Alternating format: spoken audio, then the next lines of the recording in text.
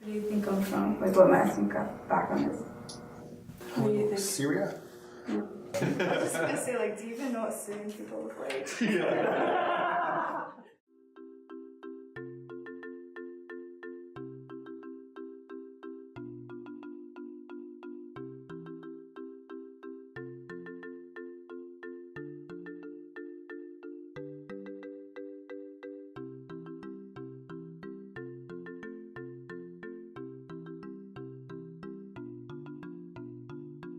What do you think I like about myself? What you probably like about yourself is you have a deep-rooted, I feel like, a spiritual connection to your beliefs and also a cultural background as well. Okay. I think you're really comfortable with your individuality. I'm kind of proud of that most. Okay. I like what you said.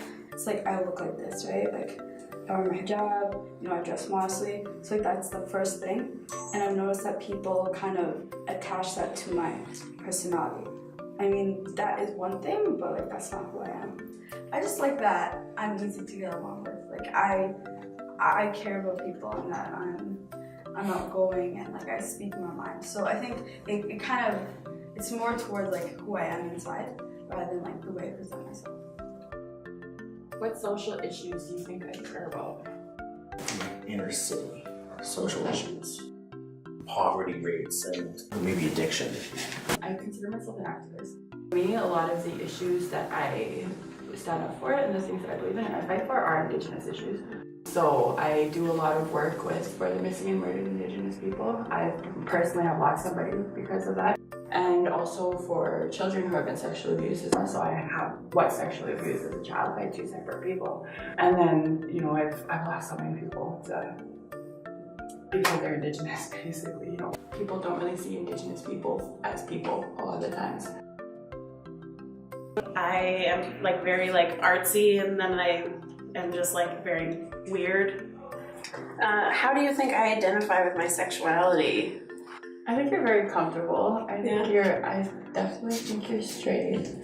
Okay. I think you're very, well, I think you're very comfortable with who you are and with who you love. I grew up very Christian. It was very hard to figure out who I was. I identify as heteroflexible and demisexual. A part of me always felt like I didn't believe that you couldn't be Christian and gay. After I kind of adapted to where I was in my surroundings and figured out that I could be whoever I wanted to be and it doesn't have to adhere to anything specific, then it just made life so much easier. Like, I still believe in God and everything, and I still believe in people. Yeah, my name's Cyril. Grew up in Edmonton, just a little ways west of here. I guess, what do you think I am most insecure about? I'm going to go with, I think you're most insecure about your upbringing. Okay, why the upbringing? Just the way you dressed up for this today shows that you want to be respected. Tattoos on your hand instead of your forearms shows that you want to be noticed. Grew up in the kind of the underground and the drug scene, and I always valued people and relationships, but I always loved drugs more than the people, and so that led me to a lot of things and self-image problems. And probably my biggest insecurity is like performance anxiety in all things, and so I compensate a lot for that in my ability to articulate myself and the way that I try to dress. And I've come out, but those are still things that haunt me, like from my past, and moving into all other areas of my life even. It seemed like I was very accurately judgeable, like however I come off to the world seems to be how it actually is, and that maybe that provides more anxiety that like I can't hide who I am and what I'm doing. Currently undergoing rehabilitation from a criminal background. I was charged in 2014 and changed my life around. I do a lot of charity work now. I started a company called Mobility in Motion.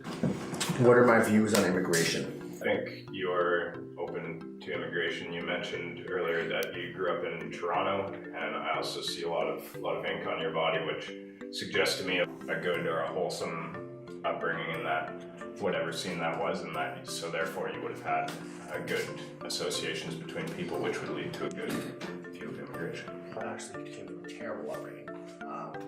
A lot of the people in my life were very racist. Even though like you seem exposed to different types of people, maybe there's a part of you, maybe it comes from your upbringing, maybe it comes from a place of you experienced something with someone who was an immigrant, or maybe it kind of threatens you in a way, but I feel like you do somewhat have conservative views. I let go of my family a long time ago because I don't agree with their views. Oh, okay, that's interesting. So I also grew up, I was homeless at a very young age. So the tattoos are actually from a gang lifestyle. And immigration, I don't believe in it, period. I don't believe in borders. I don't believe in politics. I don't believe in being controlled. And I think that it hinders our ability to become a stronger race as human beings. I believe in the race as human beings and not white or black or Somalian or Italian or anything religion based. I think that we all came from the same piece of DNA, and we should all work together and take that next step into a different civilization. Yes, have your judgments, but try and disprove them. I think that we subconsciously have our own microaggressions and micro-racism that we put out without even realizing it, and to kind of just take a step back and like really think before you speak. I think that we can make judgments on people, but it doesn't necessarily have to stick to them. Yeah, it's good to be vulnerable, and I feel like I was able to be vulnerable today, and that'll be good for my soul. So this is actually a motto I live by now. It's whoever you are, be a good one. Don't be afraid to do what makes you happy, and stop trying to appease everybody around you. Do the right thing.